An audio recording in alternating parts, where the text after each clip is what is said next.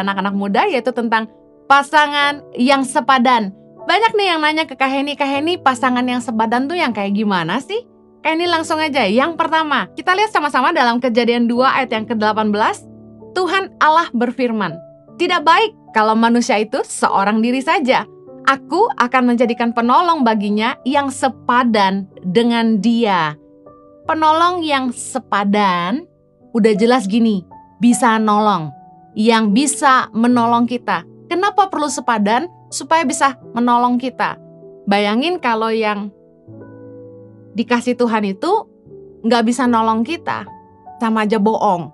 Seorang penolong itu memiliki kekuatan yang tidak kita miliki untuk melengkapi kita. Contoh, Kak Heni sama Kak Jojo itu saling melengkapi banget. Kak Heni itu nggak pinter bangun hubungan dengan orang baru gitu ya, agak kaku, agak kikuk gitu. Kalau kenalan sama orang biasanya Kak Heni tuh nggak pinter basa-basi. Sedangkan Kak Jojo itu orang yang sangat ramah, hafal nama orang. Kak Heni sebaliknya. Jadi kita tuh punya kekuatan yang berbeda dan saling melengkapi banget. Seorang penolong itu menambah nilai dalam hidup kita. Namanya aja penolong. Pastinya dia bisa nolong kita, menambah nilai. Menolong kita jadi pribadi yang lebih baik, menolong kita untuk bisa menghidupi rencana Tuhan dalam hidup kita. Yuk kita bahas lebih detail. Apa maksudnya penolong yang bisa menolong kita jadi pribadi yang lebih baik? Kak Heni mau kasih tahu, pasangan yang kita pikir dikirim Tuhan sama kita, yang bahasanya jodoh nih dari Tuhan, nggak selalu nyenengin hati kita. Mungkin nggak sesuai dengan kriteria kita. Karena gini, yang dari Tuhan belum tentu selalu bikin kita happy. Justru, yang namanya saling melengkapi, pasti ada gesekan. Seperti garpu dan sendok, keduanya beda, nggak ada yang sama. Tetapi itu dibutuhkan. Justru, kita nggak punya kekuatan yang dia miliki. Justru, karena itulah Tuhan akan kirim orang yang berbeda biasanya dengan kita, untuk memperlengkapi kita. Nah, gesekan yang terjadi itu bagus untuk mengasah sifat-sifat kita yang kekanak-kanakan, egois kita, mungkin kita orangnya berantakan, malas, cuek, dan lain sebagainya. Dan kita akan ketemu sama penolong yang justru akan menggesek karakter yang gak baik dalam hidup kita. Contoh, Kak Heni tuh besar di keluarga yang broken home ya. Ini bukan cerita baru, bahwa dari kecil tuh seperti hukum rimba, Kak Heni harus bisa survive gitu ya. Jadi punya tingkat keegoisan, selfish yang cukup tinggi karena harus bertahan hidup gitu. Self survivalnya tinggi banget gitu. Nah, ketemu Kak Jojo yang orangnya selfless gitu. Waktu satu kali nih udah pernah cerita kayaknya di khotbah yang lain, kita doa puasa di gereja waktu masih muda banget ya. Nah, setelah doa puasa tuh gereja nyiapin nasi kotak gitu. Nah, Kak Heni karena salah satu pemimpin di anak muda, Kak Heni ambil 2 kotak terus taruh di bawah kursi Kak Heni gitu. Nah, ternyata makanan yang disiapin gereja tuh nggak cukup. Nah, Kak Heni pikir, wah untung nih udah nyiapin nih buat kita gitu. Ternyata setelah Kak Heni kasih ke Kak Jojo, "Jo, aku udah siapin nih buat kamu." Kak Jojo ambil dan langsung bilang gini ke teman-teman yang lain, siapa tadi yang belum dapat? Tadi siapa yang belum dapat? Alhasil Kak Heni waktu itu kesel banget ya gitu. Dan Kak Heni itu kan orangnya sebenarnya agak introvert. Karena punya masalah keluarga jadi cenderung gak mau bicara gitu. Tertutup, gak gampang deket sama orang. Bahkan punya rasa sedikit takut untuk dekat sama orang gitu. Kalau ada yang kayak mepetin Kak Heni tuh malah Kak Heni yang jadi kayak lari sendiri gitu. Gak suka sama yang agak agresif gitu ya. Nah jadi ketika Kak Jojo sama Kak Heni pacaran, Kak Jojo tuh justru yang ngasah Kak Heni sehingga orangnya tuh mau lebih supel gitu. Kak Jojo tuh yang outgoing banget, yang temennya banyak. Kalau di gereja tuh nggak mau berdua-duaan doang, dia maunya tuh pergi makan tuh rame-rame sama temen-temen. Sedangkan Kak Heni tuh yang lebih ke eksklusif gitu loh, maunya berdua makan gitu, one on one. Kalau ketemu tuh lebih seneng yang one on one daripada yang sekaligus rame. Nah karena kayak merasa di keramaian gitu, merasa kayak sendiri dan nggak tahu mau ngapain gitu kalau di tengah orang banyak. Nah jadi justru dari Kak Jojo lah, Kak Heni belajar gimana lebih ramah sama orang, bagaimana lebih membuka diri untuk kenalan, untuk bangun hubungan, lebih mau bergaul, pergi makan rame-rame sama teman-teman gitu ya. Kalau Kak Heni tuh lebih mengutamakan kedalaman hubungan gitu. Jadi teman baiknya nggak banyak, tapi kalau udah baik tuh deket banget gitu. Tapi nggak gampang untuk bangun hubungan. Nah, saling melengkapi lah gitu. Kak Jojo sebaliknya, temannya banyak, tapi yang deket banget yang nggak ada gitu. Nah, Kak Jojo tuh ngajarin banyak ke Kak Heni. Tapi jujur ya, waktu kita dating itu, kesel banget lah. Pengennya kita bisa makan berdua, dia malah sama teman-temannya gitu. Kayak seminggu dia sibuk pelayanan sama teman-temannya gitu. Kayak berasa nggak perhatian sama aku.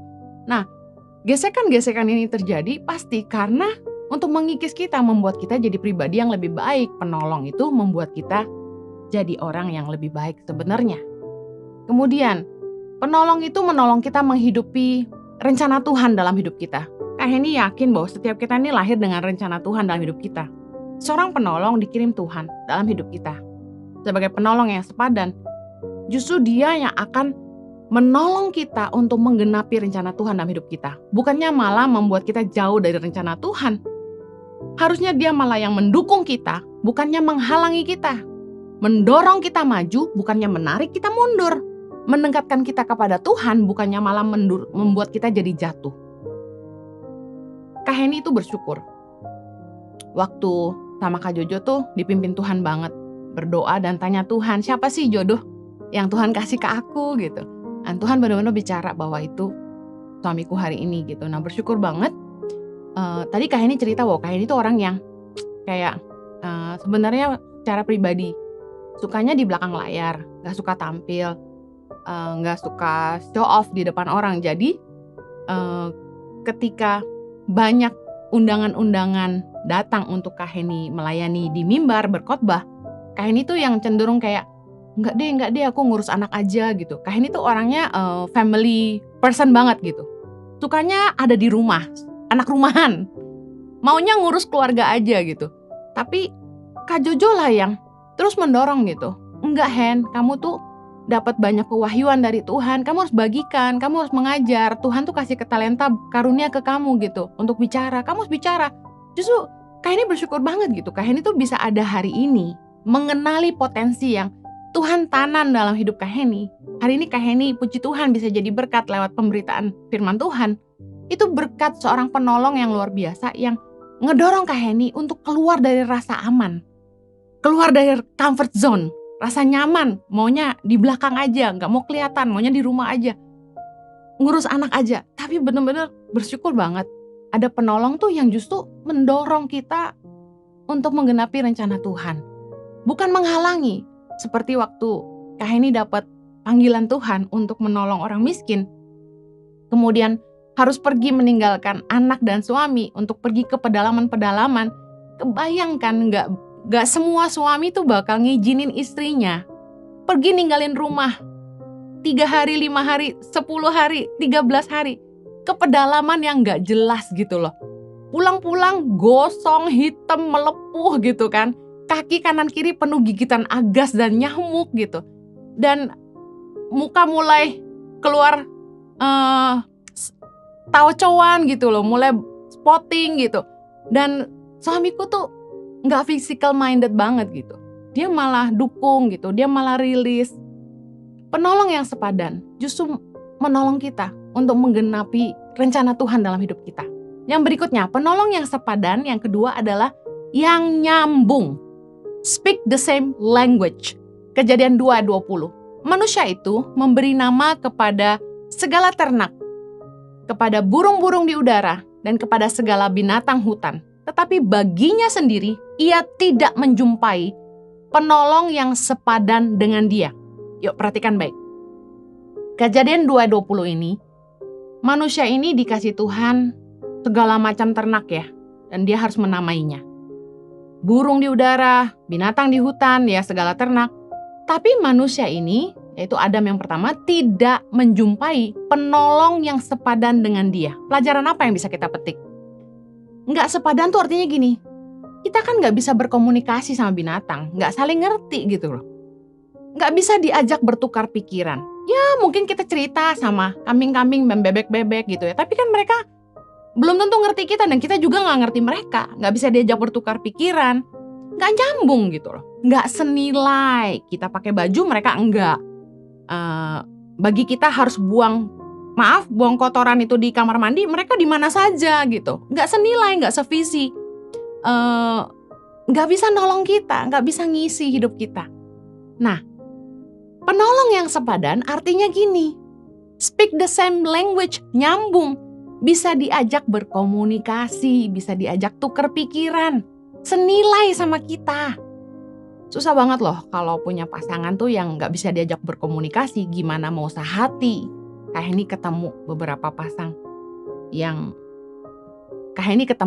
pasangan yang ya istri atau suaminya komplain gitu. Gak bisa diajak ngomong sedikit ribut, gak nyambung, istrinya kekanak-kanakan gitu ya, atau suaminya lebih fokus kepada uang gitu ya, hidup yang mewah, sementara dia seneng gitu kayak lihat Kak Heni mau turun ke pedalaman, bantu orang susah gitu.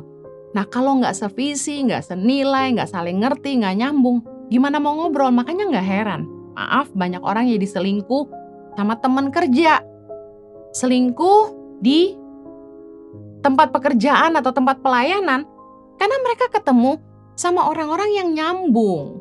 Makanya Kak Heni pernah bilang ini, kalau pengen ketemu sama orang-orang yang senilai sama sevisi, Matius 6 ayat 33, carilah dahulu kerajaan Allah dan kebenarannya, maka semuanya akan ditambahkan. Artinya gini, fokus dulu melakukan kehendak Tuhan dalam hidup kita. Pelayanan, bekerja sungguh-sungguh. Nanti kita akan ketemu sama orang-orang yang punya visi yang sama. Ketemu dengan orang-orang yang punya passion yang sama, di ladang yang sama. Keren deh, nanti akan Tuhan tambahkan. Nah yang nyambung itu sevisi, ya setujuan. Karena hidup kita ini ya kalau nggak setujuan akan susah banget. Yang satu ke kanan, yang satu ke kiri. Gimana mau saling dukung? Justru Yesus itu mengutus murid dua-dua.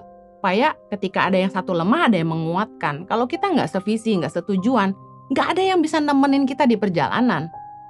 Kalau nggak senilai, nggak sevalue, kita nggak bisa saling ngerti. Contoh, yang satu money minded banget, yang satunya generous banget, yang satu physical yang jadi utama, yang satu enggak.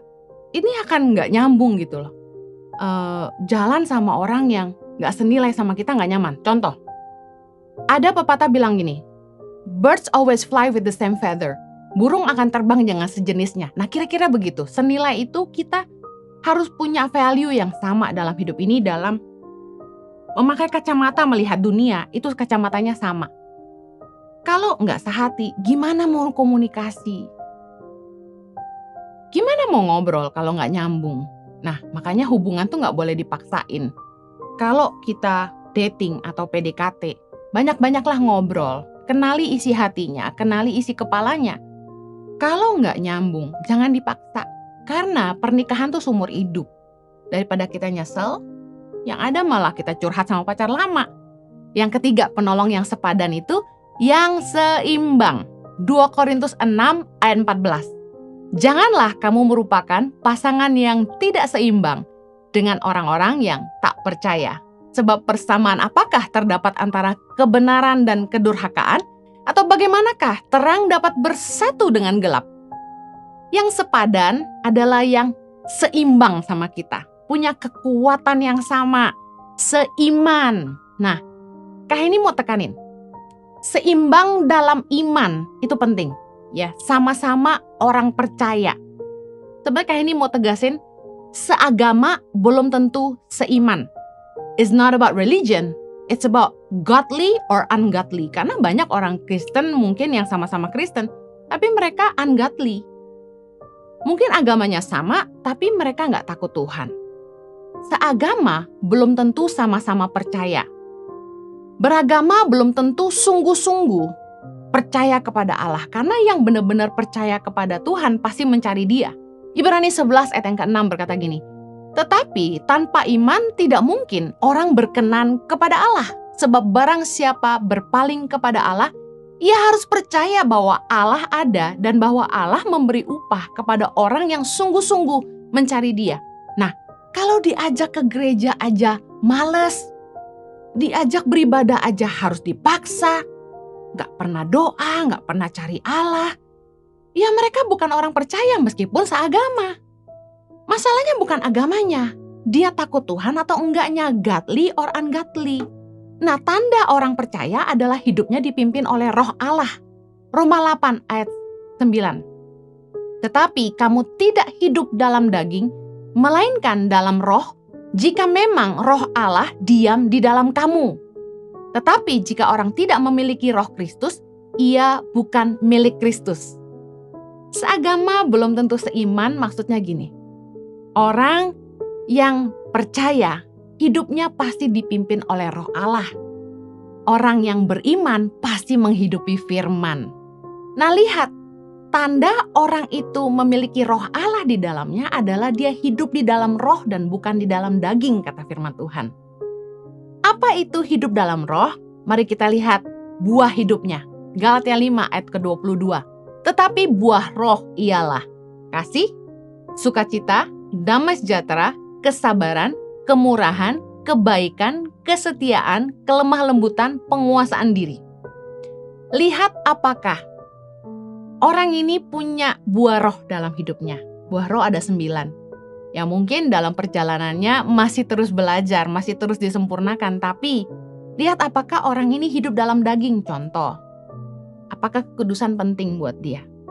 Apakah menjaga hubungan tetap kudus sampai pernikahan itu penting? Itu nilai orang-orang yang takut akan Tuhan. Buah roh itu dia sabar, nunggu sampai menikah. Kemudian penguasaan diri, waktu pacaran bisa nguasain diri nggak? Atau tangannya celamitan, nggak sopan ya? Orangnya penuh kasih nggak? Membawa damai nggak? Punya kemurahan nggak? Setia nggak? Kalau bolak-balik nyelingkuhin kamu mah udah jelas nggak punya buah roh ya. Nah, tidak semua orang yang beragama Kristen hidup dipimpin roh Allah. Buktinya banyak orang Kristen yang hidup dalam kedagingan kan? Galatia 5 ayat 19. Perbuatan daging telah nyata, yaitu percabulan, kecemaran, hawa nafsu, penyembahan berhala, sihir, perseteruan, perselisihan, iri hati, amarah, kepentingan diri sendiri, percideraan, roh pemecah, kedengkian, kemabukan, pesta pora, dan sebagainya.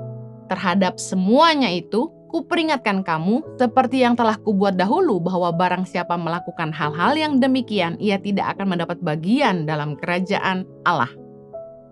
Pastikan kita lihat buah-buah hidup orang. Kita pengen tahu apakah orang ini sungguh-sungguh orang percaya, orang beriman atau bukan, takut akan Tuhan atau tidak, lihat buah hidupnya. Apakah yang lahir dari hidupnya adalah buah roh atau perbuatan daging? Jangan terkecoh hanya karena seagama. Ini bukan tentang agama, tapi seimbang, sama-sama percaya, sama-sama beriman kepada Tuhan. Karena apa yang kita yakini akan nyata dalam tindakan dan perkataan kita. Kita bisa lihat apakah orang itu meyakini firman Tuhan, lihat buahnya. Apakah dia melakukan firman Tuhan? Jangan cuma ngaku anak Tuhan, tapi kelakuan bukan. Bilangnya anak Tuhan tapi nggak jaga omongan. Ngomongnya jorok mulu. Nah udah jelas-jelas agama doang. KTP doang. Seagama tuh belum tentu seiman.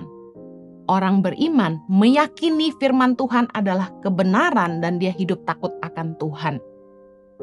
Ini mau tutup. Amsal 8 ayat 13. Takut akan Tuhan ialah membenci kejahatan. Aku benci kepada kesombongan, kecongkokan, tingkah laku yang jahat dan mulut penuh tipu muslihat. Penilaian kita untuk sepadan dalam iman itu adalah orang yang sama-sama hidup takut akan Tuhan dan hidup dalam kebenaran firman Tuhan. Kak ini mau tutup dengan kesaksian ini. Kak Jojo itu jadi teladan dalam iman dalam hidup Kak Heni. Dari sejak kita masih SMA, Kak Jojo tuh konsisten dalam mengikut Tuhan. Gak pernah ninggalin Tuhan. Punya rasa haus dan lapar akan Tuhan, akan firman Tuhan. Orangnya tuh suka denger firman. Waktu kita pacaran aja, Kak Heni tuh bolak-balik diajakinnya pergi ke KKR, pergi ke conference, dengerin khotbah pendeta ini, pendeta itu. Dan Kak Jojo tuh Kak Heni masih ingat banget waktu masih muda ya. Kejar-kejar hamba Tuhan gitu ya untuk minta foto. Aduh dia punya koleksi foto dengan hamba Tuhan hebat. Se-internasional ya.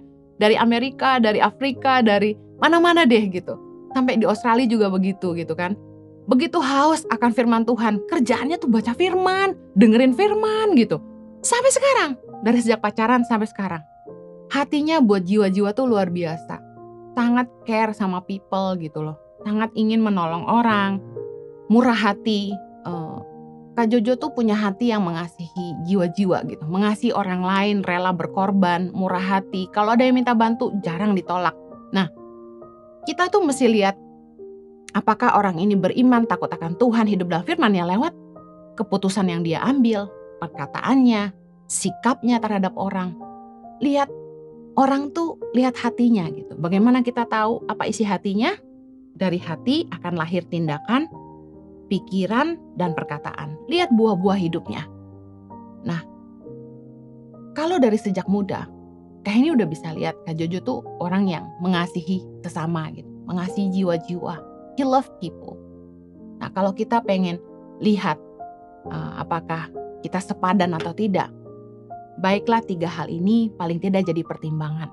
Yang pertama, apakah orang ini jadi penolong dalam hidup kita yang membuat kita jadi pribadi yang lebih baik dan menolong kita bisa menggenapi rencana Tuhan dalam hidup kita, mendekatkan kita sama Tuhan, bukan yang malah membuat kita jatuh. Apakah orang ini adalah orang yang bisa diajak berkomunikasi, bisa saling ngerti, senilai, sevisi, nyambung sama kita, tukar pikiran sama kita.